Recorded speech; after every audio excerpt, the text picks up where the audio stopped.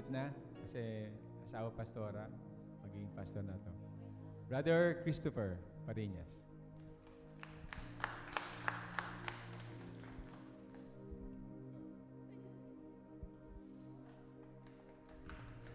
Amen.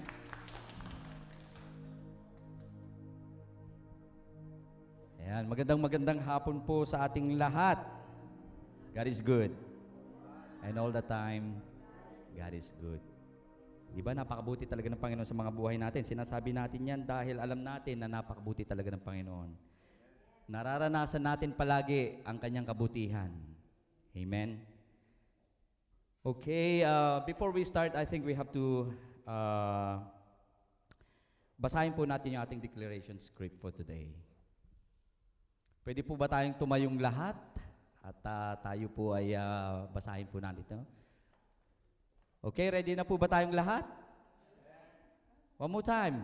Ready na po ba? Ayan, okay. Ready? Go.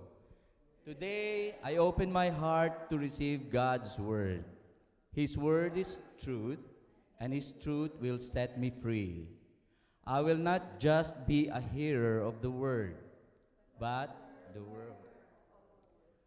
I surrender my thoughts, my heart, and my life in Jesus Christ. May every lie be replaced with God's truth. May every fear be replaced with faith. May every doubt be replaced with trust in God.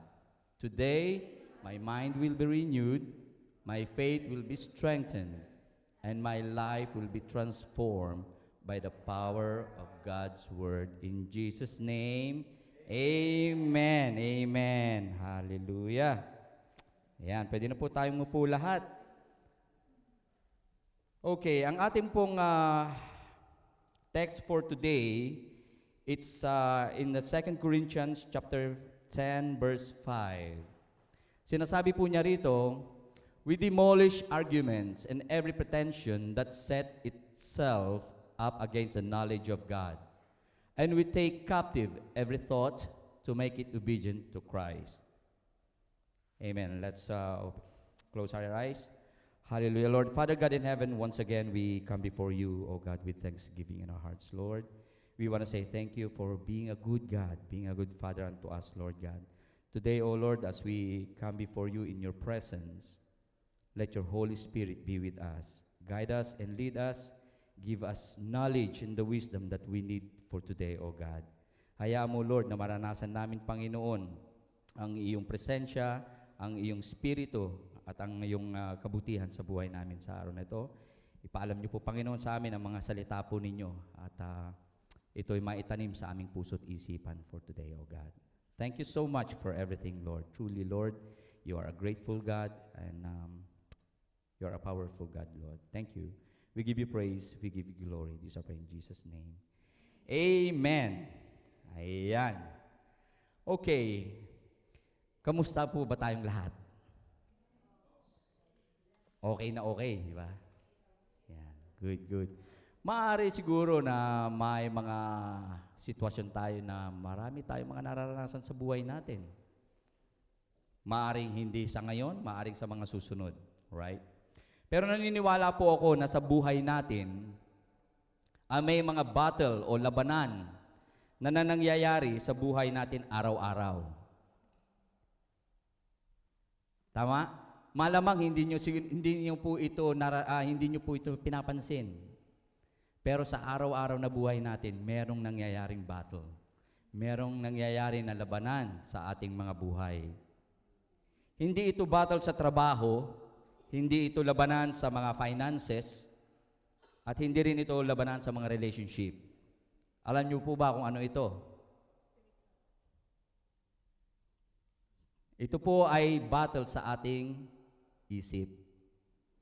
Napakahalaga po na maintindihan po natin kung paano nag-work sa buhay natin, na kapag ano ang nagiging effect pag tayo ay nag-iisip ng tama. Tama?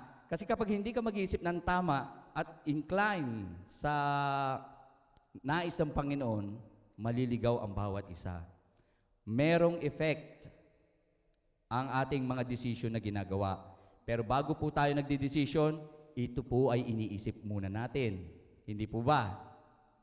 Sa umaga pa lang, na as I said last time na ako'y nag-message, sa umaga pa lang, paggising natin, tayo po ay nag-iisip na. Pag nag-iisip ka na, paggising mo pa lang ng umaga, may mga desisyon ka nang gagawin. Right? Pag nagdesisyon ka, syempre, nag-iisip ka na kung anong gagawin mo. Tama?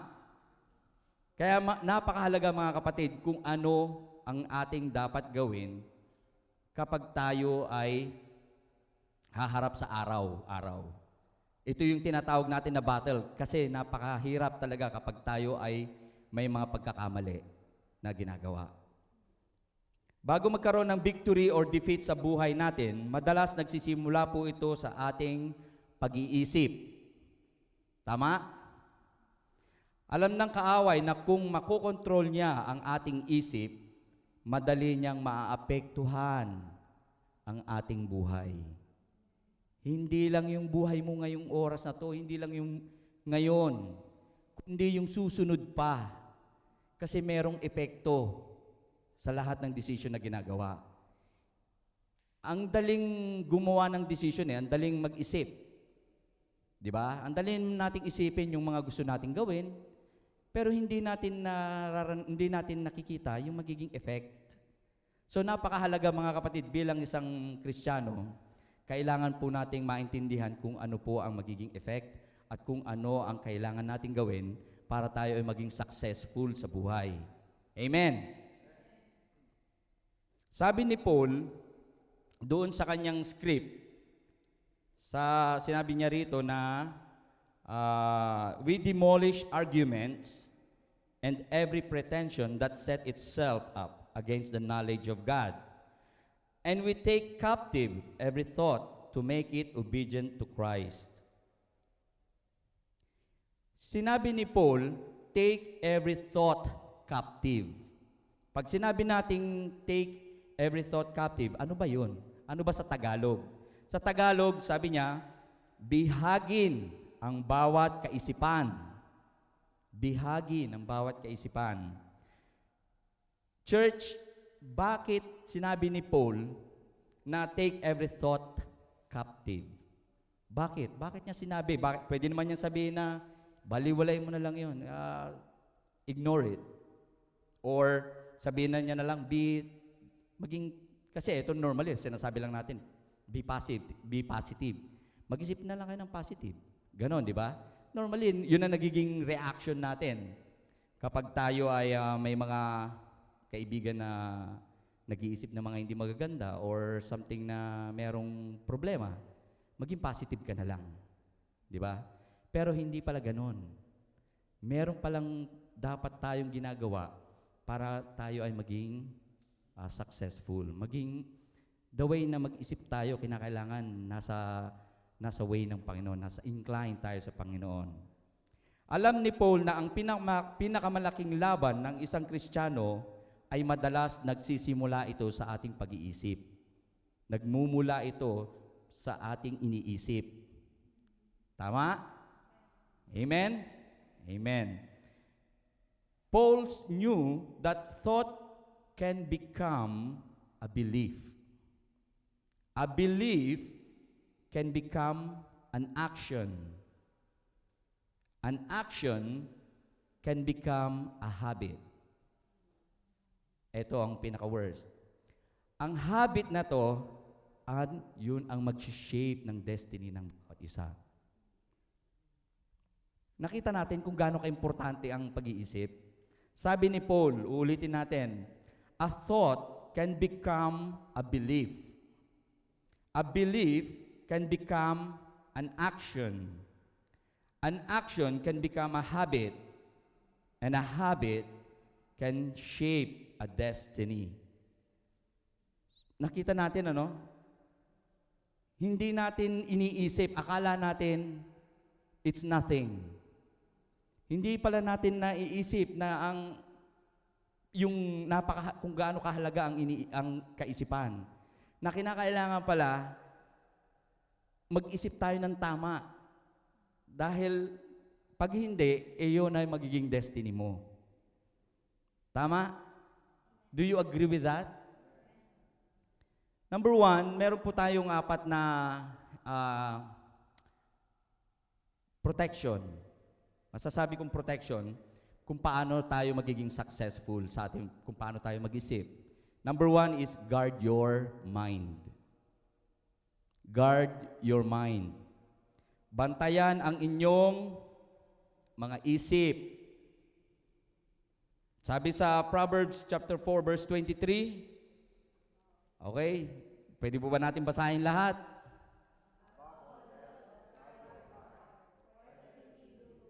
Flows from it.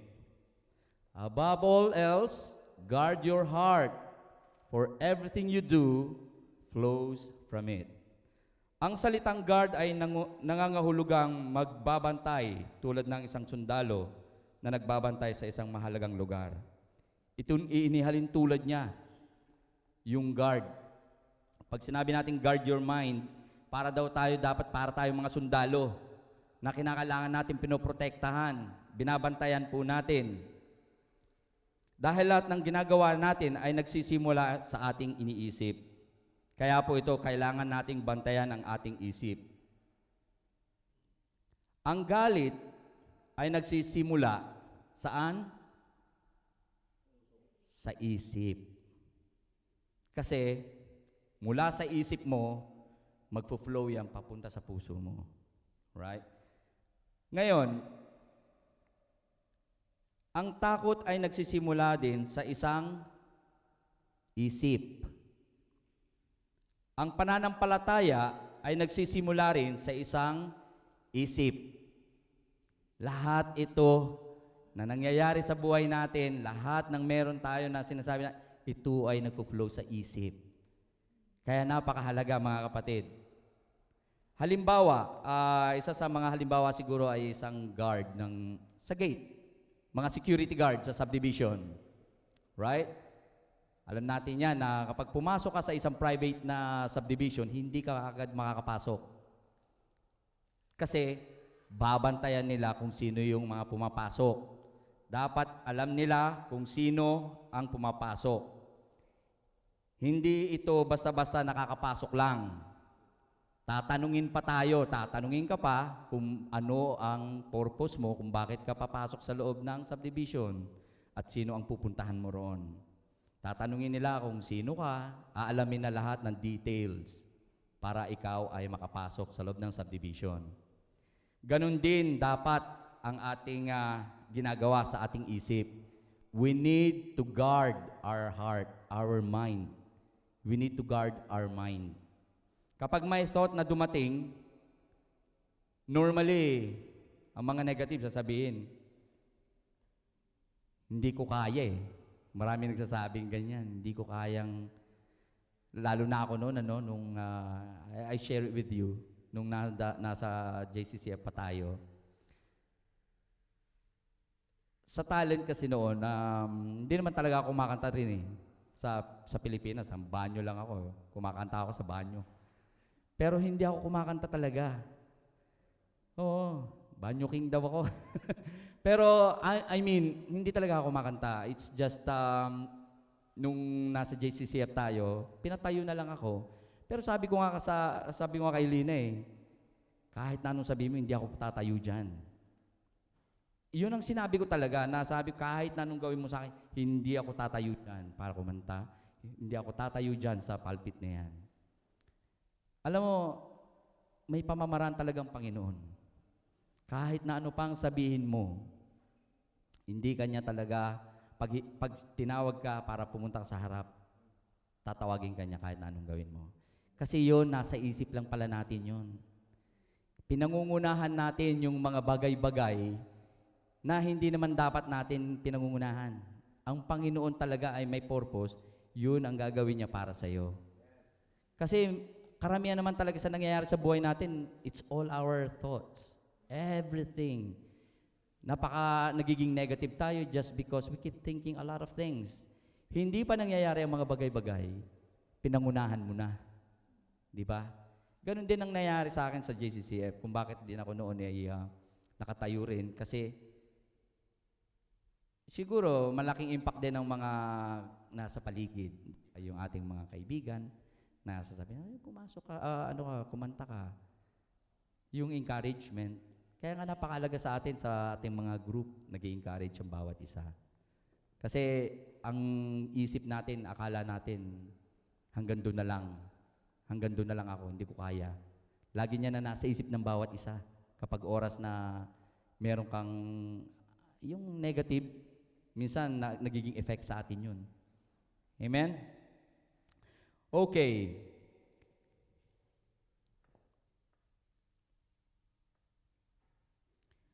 Practical application natin, no? Maging maingat tayo, lalong-lalo na tayong lahat, especially ngayon sa social media. Social media. Mag-ingat po tayo sa ating mga pinapanood. Kasi if you say guard your mind, ano ba ang dapat mong i-guard? Yung mga pinapanood natin. Kinakailangan, pansinin po natin, lately, sa mga nangyayari sa kapaligiran ngayon, dati, no, nung dumating ako rito, walang halos stabbing, walang mga ganyan. Nung nagkaroon ng technology na nangyayari ngayon sa mga games ng mga kabataan ngayon, lalo ng mga kabataan, yung mga games, mag-iingat po tayo sa mga ipinapakita natin sa pinapanood ng mga bata kasi normally ang mga games ngayon is more on killing, war, ganyan talaga. So very violent talaga, very violent. Parang ang killing sa kanila, minsan nga may naglalarong nakikita kong bata, naglalaro. Nagsasabi siya, I kill you. Gumaganon siya. Doon sa pinapanood niya, sa laro niya. Pero hindi natin namamalayan na yung pinapanood nila yun, nagkakaroon ng effect sa kanilang mga puso. Ngayon, ano ang nangyayari ngayon sa paligid natin? More on stabbing.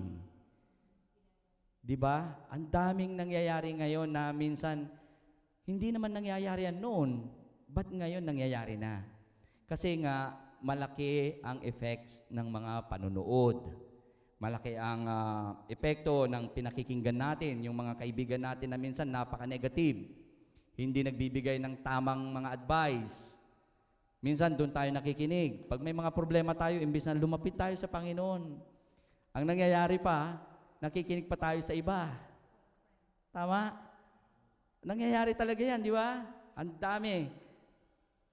Yung mga binabasa natin sa news, karamihan ngayon, makikita mo, puro magulo talaga, magulo. Ako, nung nakaraan, nung kamakailan yun, nag-uusap kami ni Brian.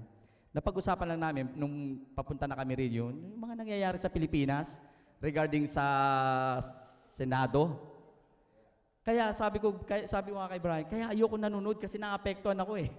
Nagagalit ako. Kasi talaga yung mga nasa Pilipinas, talaga naman. Talaga lang. Oo, sabi ko, Panginoon. Ang effect talaga ng mga pinapanood natin at yung mga nasa paligid, talaga maapektuhan ka. And we need to guard our mind. Amen? Tsaka yan, of course, lagi tayong mag-iingat sa mga taong negatibo palagi. Kasi marami akong mga naririnig minsan ko lang tinawagan, imbis na, hi, hello, ganun talaga, maganda, kumusta ka na? Alalalala, puro negative na lang naririnig ko. Ay, ang sakit sa ulo. Talaga naman, sabi ko na lang, pwede ba? Itigil mo na lang yung kakaisip na negative. Kasi hindi makakatulong. Hindi talaga nakakatulong. Amen? So, lagi po tayong umiwas sa mga ganitong klase ng sitwasyon. Maging maingat tayo sa pinapanood, mga pinapakinggan natin, mga binabasa natin, at sa mga taong mga nakakasalamuhan natin, mga taong negatibo. Dahil anuman ang ipinapasok sa isip mo ay unting huhubog din sa buhay mo. Totoo yan. Yan ang mag-shape sa'yo kung ano yung mga pinapakinggan mo. Di ba? Ano ba bang magandang example ng sinishape ka kapag ikaw ay lagi nanonood?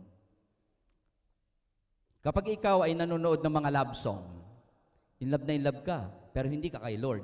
Kasi ang pinapakinggan mo, love song sa boyfriend mo, di ba, sa asawa mo, Ganun siya. The more na, especially music, no?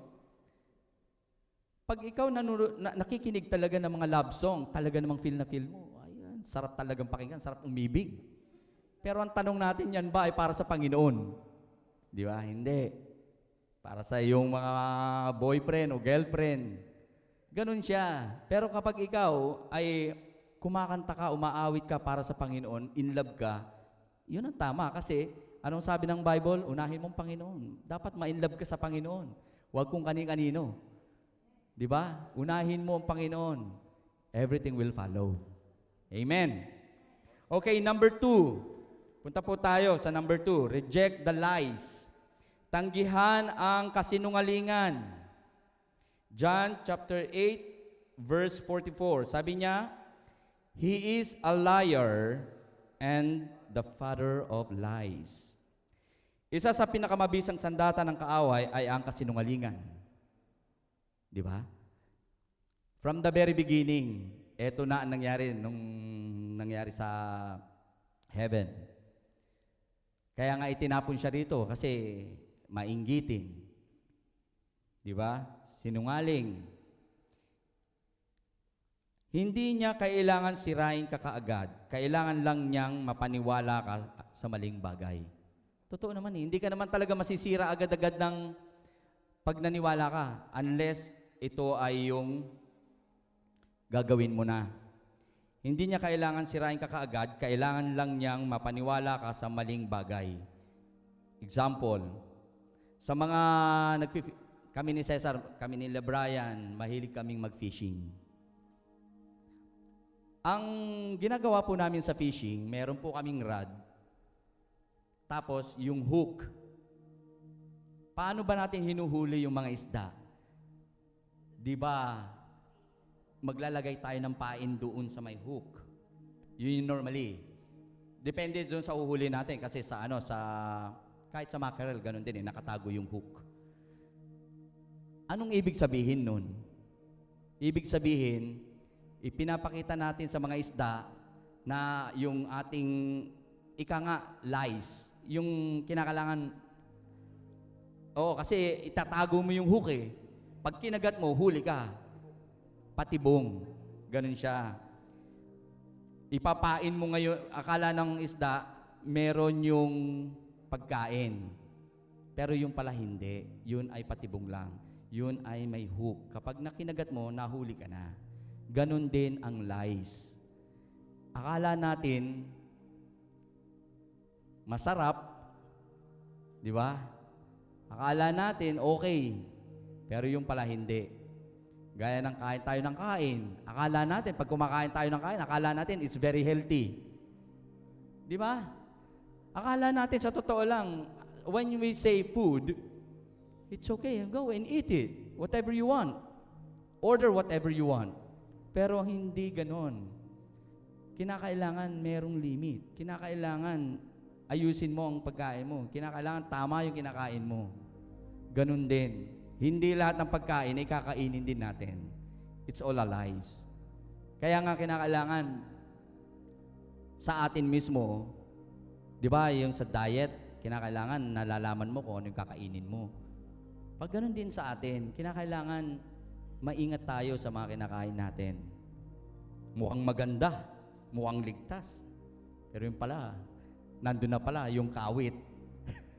Ganun ang nangyayari sa isda. Ganun din ang ginagawa ng kaaway.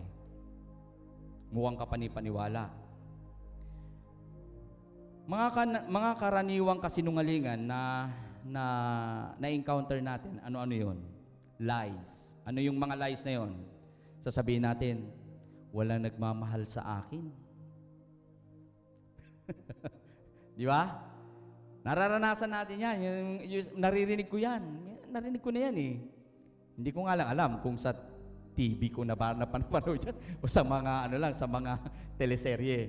Walang nagmamahal sa akin. Pero ang sabi ng Jeremiah chapter 31 verse 3, I have loved you with an everlasting love. Di ba? Ganyang kabuti ang Panginoon natin. Mahal niya tayo.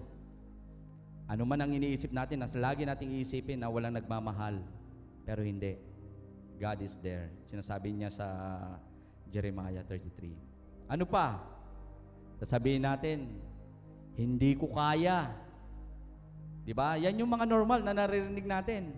Ay, hindi ko kaya. Yung ganun eh. It's all lies. Pero ang sinabi niya doon sa Philippians chapter 4, verse 13, I can do all things through Christ. Di ba?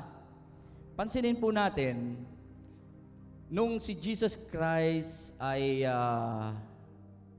nung siya ay nandito sa mundong ito, halos nabasa na po natin ang buong John, right? Tayong lahat, nabasa na natin yan sa Bible study.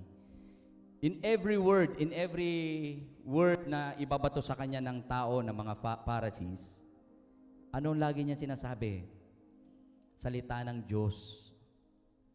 Lagi siyang may sinasabi kapag merong sinabi sa kanya negative, meron siyang ibinabatong word ng Panginoon. Lagi meron. Gaya neto, sinasabi natin, mag-isa lang ako sa buhay. Mami, mag-isa lang ako. Ang dami po, marami po talaga. Ako rin sa sa amo ko, no? Mag-isa lang naman talaga siya. Papansin mo, mag-isa lang talaga siya. Walang dumadalaw. Nag-birthday nga siya. Nung kamakailan lang, kami dalawa lang nag-celebrate. Sinelebrate ko na lang. Pero hindi. Sa Hebrews chapter 13 verse 5, sinabi niya, I will never leave you nor forsake you. Huwag nating hayaan na mas malakas ang boses ng kaaway kaysa sa boses ng Diyos. Amen? Lagi nating tatandaan na anytime na meron kang negative thoughts, negative thinking, batuhan mo ng salita ng Panginoon. Kasi even Jesus Christ Himself, ginawa niya yan. Kaya, lahat ng negative kasi ibabato talaga sa'yo ng kaaway. Lahat ng negative. Kaya minsan kapag ine-entertain nating maigi yan at wala tayong pinanghahawakan salita ng Panginoon, definitely babagsak tayo. Amen? Maraming nangyayari dahil wala silang pinanghahawakan salita ng Diyos. Ganyan din ang nangyayari sa amo ko. Kasi meron siyang mga cases kasi na nalulungkot siya. Ayun nga, yung may mga nagkaroon siya ng bone density, chinek din siya, x-ray, and yet, ang nangyari sa kanya, hindi niya pa matanggap yung mga ganon. Maraming negative. Negative talaga, blood negative. Pero, at the end of the day, ang katotohanan pa rin na mangyayari. All you have to do is just tanggapin mo yung mga bagay-bagay para sa'yo. Number 3, renew your mind. Baguhin ang inyong pag-iisip. Romans chapter 12 verse 2. Anong sinasabi? Be transformed by renewing of your mind. Pansinin po ninyo dyan. Sinasabi niya dyan, sinasabi ng Diyos na transformed by changing. Hindi niya sinabi na hindi niya sinabi ng Diyos na transform, changing your circumstances. Sinabi niya, transform by the renewing of your mind. Kung hindi transform by renewing your mind, minsan gusto nating baguhin ang Diyos, ang sitwasyon natin.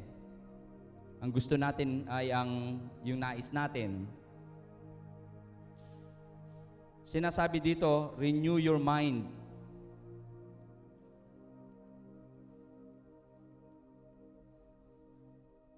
Gusto natin minsan na baguhin ang mga sitwasyon gusto natin na minsan baguhin natin yung mga sitwasyon natin. Gusto natin mismo in our own way. Pero sinasabi niya dyan kasi, renew your mind. Sa tinted glasses sa mga may mga sasakyan dito, we have tinted glasses, no? Sa mga sasakyan. Ginagawa natin yan. Or yung mga may sunglasses, sa sunglasses. Kapag nakasuot yan, iba ang kulay niyan. Kung ano yung nilagay mo sa kulay sasakyan mo, tinted glass mo sa glass mo, yun yung kalalabasan nun. Pero when you take it out, it's still the same. Right? Hindi nagbabago kapag tinanggal mo yun. Yung ano na yun, yung lens na yun.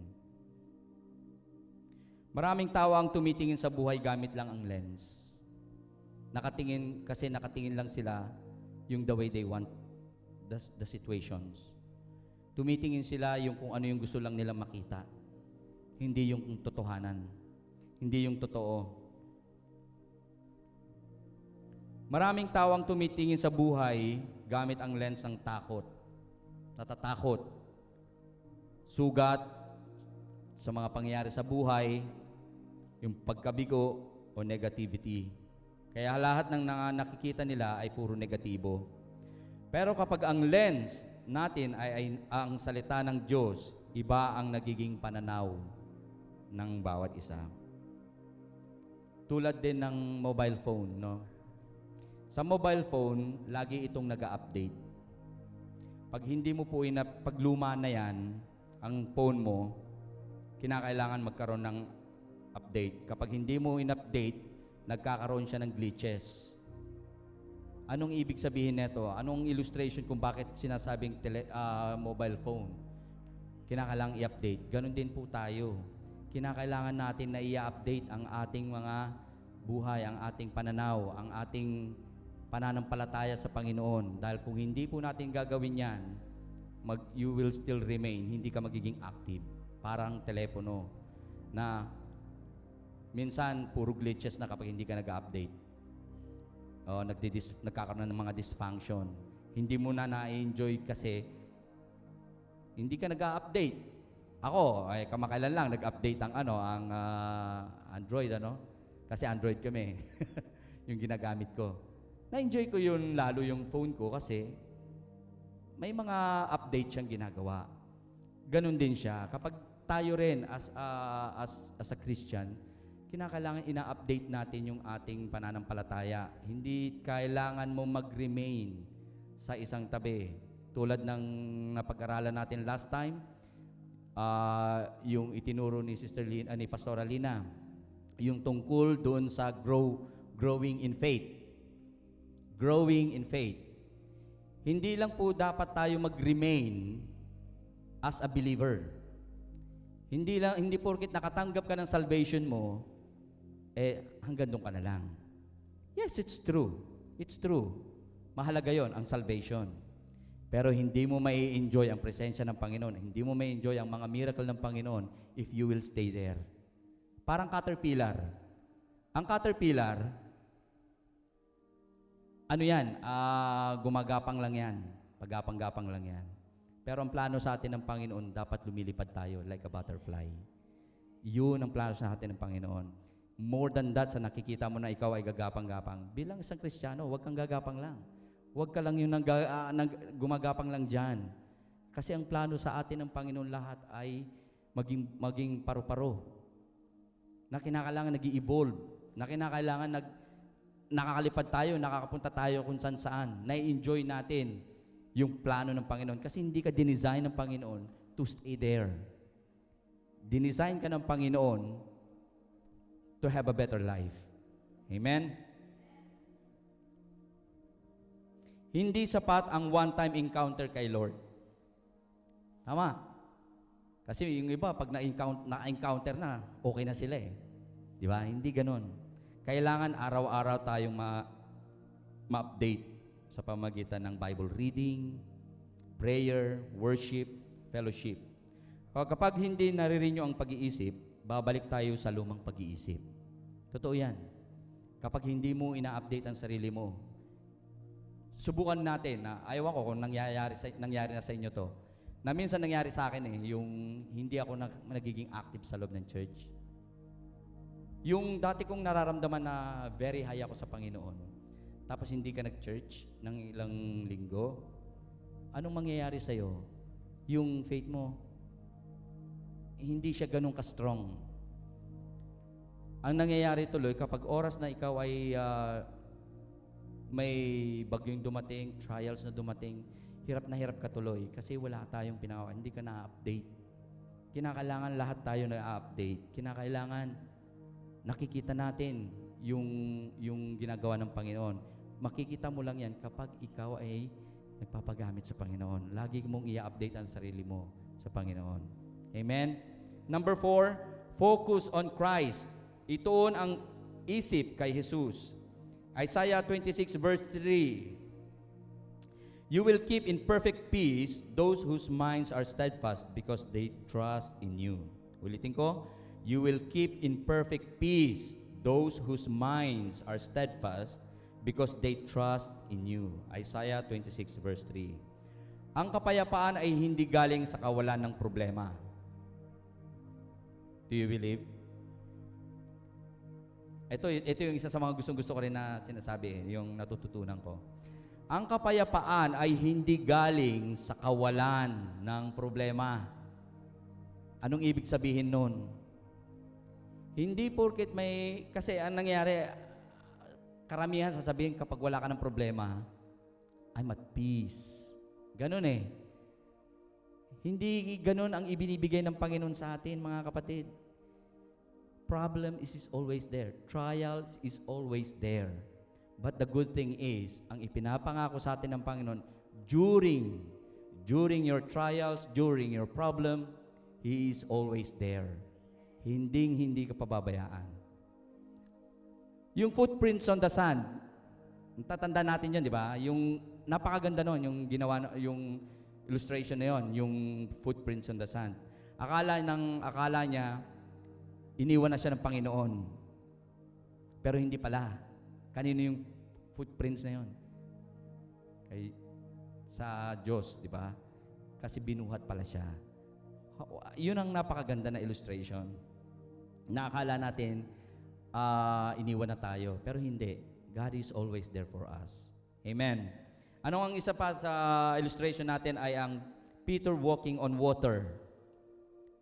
Habang nakatingin si Peter kay Jesus, nakalakad siya sa tubig.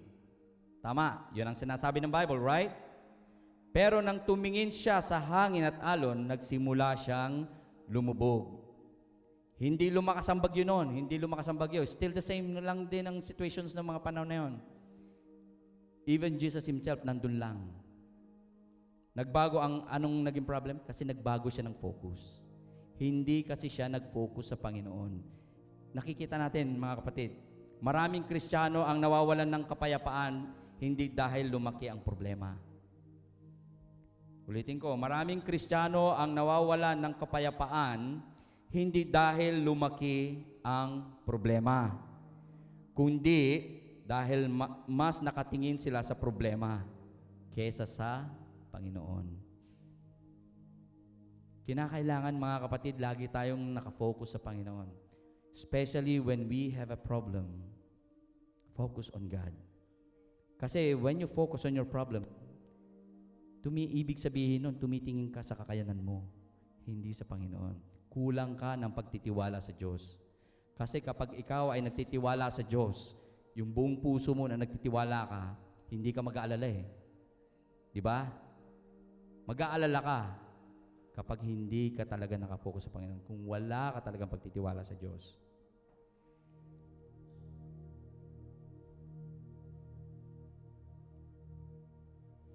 Sa mga driver na katulad natin, ito, isa rin to sa mga gusto kong illustration din, na when you are driving, para makapunta ka sa iyong patutunguhan, dapat you have to concentrate on one thing. Sa harap, huwag kang tumingin sa gilid mo. Huwag ka sa gilid mo. Kasi ang mangyayari nun, ma-aksidente tayo, mga driver. Huwag tayong tumingin kung saan. Focus tayo kung saan yung patutunguhan natin. Mag-drive ka, doon tayo mag-focus. Amen? Kasi kung hindi tayo magdadrive, yan ay bangin, mapupunta ka sa bangin kung diyan ka lagi nakatingin sa bangin. Kasi ang mangyayari po noon, imbes na nakafocus ka sa pupunta mo, matatakot ka na. Kasi nakikita mo ay yung bangin. Dapat tayo, nakasentro tayo palagi sa Panginoon. Marami tayong mga nagiging problema sa buhay. Maraming siguro dahil of course, a lot of us, may majority sa atin dito. Hindi naman siguro majority. May mga, may mga, ano ba yan? Ano ba yun? May mga gamot na. May maintenance. May mga maintenance na. Di ba? Kasi may mga maintenance na yung iba. Maaari siguro, minsan kami mag-asawa eh. Eto, sabi nga ng asawa ko, ano ba itong nangyayari sa akin? Sabi niya, ginagawa ko naman lahat. Pero ba't ako nagkakasakit? Yung ganon. Ay naku, huwag ka mag-focus dyan. Yung ganon. Tapos, sabi niya, sabi ko na, no? Sabi niya kanina umaga. Sabi niya, ay nako, bahala na, kakain ako, nagugutom ako eh. Sabi ko, paano ka gagaling niyan kung talagang dapat lilimitahan mo lang? Hindi, masaya ako, gutom ako. Yung mga ganyan. Kaya tuloy, yung focus ng gamot, nawawala tuloy yung effectiveness. Sabi ko nga sa kanya minsan, sumunod ka kasi. Kasi napakahirap talaga yun. Alam ko, naiintindihan ko yun eh, yung mga ganun na merong nagme-maintenance, no? Kasi minsan, kahit ako kasi kamakailan lang, nag-antibiotics din ako dahil sa hay fever ko. 1 week, normally 1 week eh, di ba? Yung antibiotics. Meron ako binigyan ako dahil nga sinisipon talaga ako. Nakakaligtaan ko pa na i-take. Hindi ako nakafocus dun sa kinakailangan ko, gumaling ako dapat eh. Pero pag antibiotics kasi, we need to be strict na kinakailangan yung tamang oras, you have to take it. If it's not, if you're not focused on it, hindi mo maiinom yan, lalala ka. Yun yung sinabi niya sa akin eh. Ay nako, Chris, sabi niya, pag hindi mo yan iinumin ng tamang oras, baka sige ka, mag-amoxicillin ka na. yun na yun, yung mga talagang mas worse, mas higher dose na dun sa mga antibiotics na tinitake ko. So sabi niya, make it sure na inumin mo. So, ibig sabihin, in our Christian life, ganun ang gawin natin, mag-focus tayo sa Panginoon. Kasi alam natin na meron tayong mga glitches, marami tayong mga issues, mga problem, pero nandyan, if we focus on God, everything will follow, everything will be fine. Huwag tayong mamroblema sa mga bagay-bagay. Minsan, yun nga, as I said, hindi pa nga nangyayari, puro na lang problema, iniisip, ang dami mo nang iniisip, puro ka complain. Di ba? Iwasan natin mga kapatid, yung nagko-complain. Kasi as I said, yung sinabi nga niya, kapag yan ang pinaniniwala mo, magiging habit mo yan. Pag yan ang naging habit mo, yan ang magiging destiny mo. Puro ka na lang complain. Habang buhay, puro ka complain. Totoo. Di ba? Kasi yun ang nagiging, nagiging practice mo. When you practice good things, ano ang iririp mo? Good things. Kapag ikaw ay nagko-complain, anong resulta nun? Di ba? Ang magiging result nun, puro negative. Kaya tuloy, magme-maintenance ka ng maaga. Ganyan. Okay? Amen? Kung gusto nating manalo sa battle ng isip, tandaan natin ang 4 na bagay. Number 1, guard your mind. Hindi lahat ng thoughts ay dapat papasukin sa isip. Thought nga paisip pa, no? Reject the lies. Palitan ang kasinungalingan ng katotohanan ng Diyos, ang kanyang mga salita. Renew your mind. Punuin ang isip ng salita ng Diyos araw-araw. Number 4, focus on Christ. Mas tumingin kay Jesus kaysa sa problema. Kapag ginawa natin ito, hindi ibig sabihin mawawala ang lahat ng pagsubok. Pero magkakaroon tayo ng kapayapaan, pananampalataya, katatagan sa gitna ng pagsubok. Matutupad natin ang sinasabi ng kasulatan. We take the captive every thought and make it obedient to Christ. Amen. Hallelujah. Shall we all stand? And let's pray. Hallelujah. Let's close our eyes. Oh, hallelujah, Lord. Amang nasa langit, maraming salamat sa iyong salita. Salamat, O Diyos, dahil hindi mo kami iniwan. Hindi mo kami iiwanan na lumaban mag-isa sa aming mga battle o sa labanan na aming kakaharapin, Panginoon. Tulungan mo kami na bantayan ang aming mga isip. Bigyan mo kami ng karunungan upang makilala ang bawat kasinungalingan na gawa ng kaaway, Panginoon. Hindi namin ito kaya nang wala ka sa buhay namin, O God. Nananampalataya kami na kami ay tutulungan mo sa lahat ng mga desisyon, sa lahat ng aming mga iisipin, O Diyos. Maraming salamat, O God, sa mga salita po ninyo na nagbibigay ng buhay, nagbibigay ng kalakasan, nagbibigay ng kapayapaan at pag-asa sa buhay namin, O God. Truly, Lord, you are such a wonderful God. Thank you for everything that you have done for us, O God, at sa mga gagawin pa po ninyo, Lord. Hallelujah, Lord. Maraming salamat sa hapong ito, Panginoon. Pinupuri ka namin, dinadakila ka namin sa pangalan ni Jesus. Amen. Let us remain standing. God, you're so good. Oh God, you're so good. Oh God, you're so good. You're so good to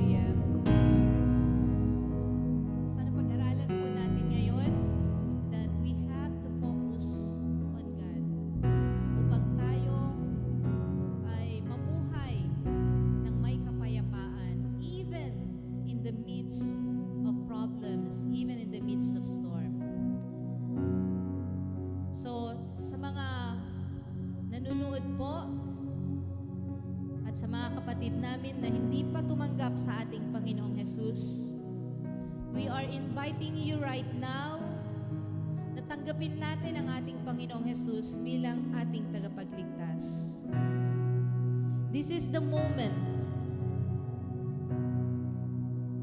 that we have to make a decision. Without Jesus in our life, we are nothing. But with Jesus in our life, we have everything. Sa mga nag-decide po, sa oras na ito na tanggapin ang ating banal na Jesus, inaanyayahan namin kayo na manalangin. Panalangin ng pagtanggap. Let us pray. Lord Jesus, I come before you just as I am. I acknowledge that I am a sinner and I need your grace. and forgiveness. I believe that you died on the cross for my sins and that you rose again on the third day. Today, I repent of my sins and turn away from my old life. Jesus, I invite you into my heart as my Lord and my Savior. Take control of my life. Lead me by your Holy Spirit and help me to follow you all the days of my life.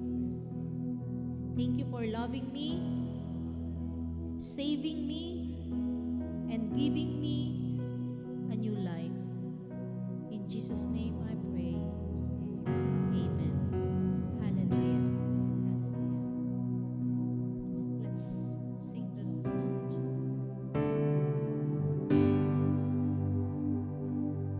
Praise God from whom all blessings flow.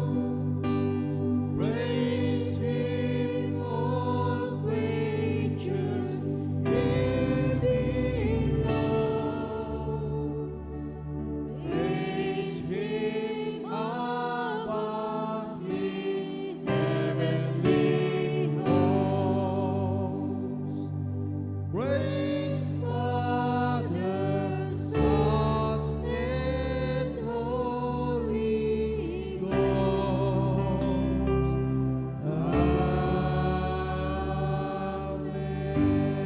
Amen. May the Spirit of the Lord be with you as we continually pursue the will of God in our life. Let us all renew our mind and focus unto Jesus. And I declare